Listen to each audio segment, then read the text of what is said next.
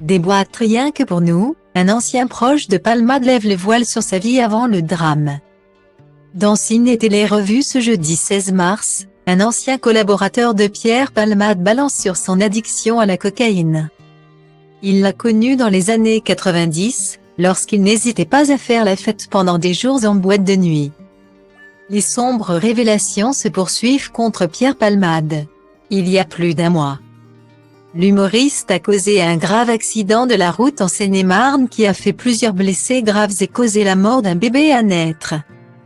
Depuis, la justice a plusieurs fois changé son fusil d'épaule concernant le placement en détention provisoire de Pierre Palmade.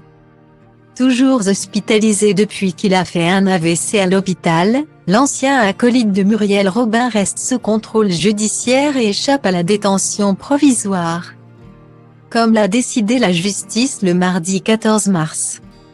Finalement, son état de santé n'est pas incompatible avec une détention provisoire sauf que l'évolution de son état de santé amoindrit son risque de récidive.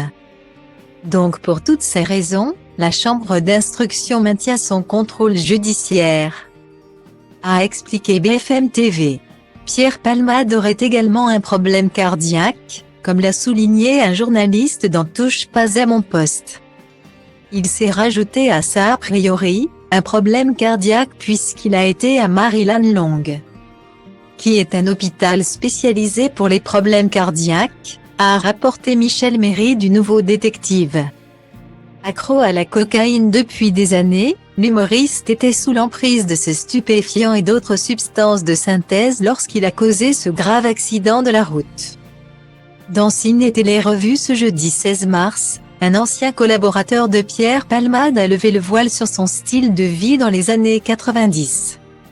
Lorsqu'il travaillait avec lui sur ses tournées en Belgique, dès qu'il avait fini son spectacle, il fallait partir tout de suite pour aller vite faire la fête, a confié cet intime, se rappelant d'une soirée où il avait entraîné sa troupe en boîte de nuit. Il avait lancé un concours à celui qui allait rentrer le plus tard. Il est rentré à 23h, le lendemain. On allait alors dormir quelques heures et on recommençait 72 heures, ça a duré. La coque, c'est ce qui le faisait tenir.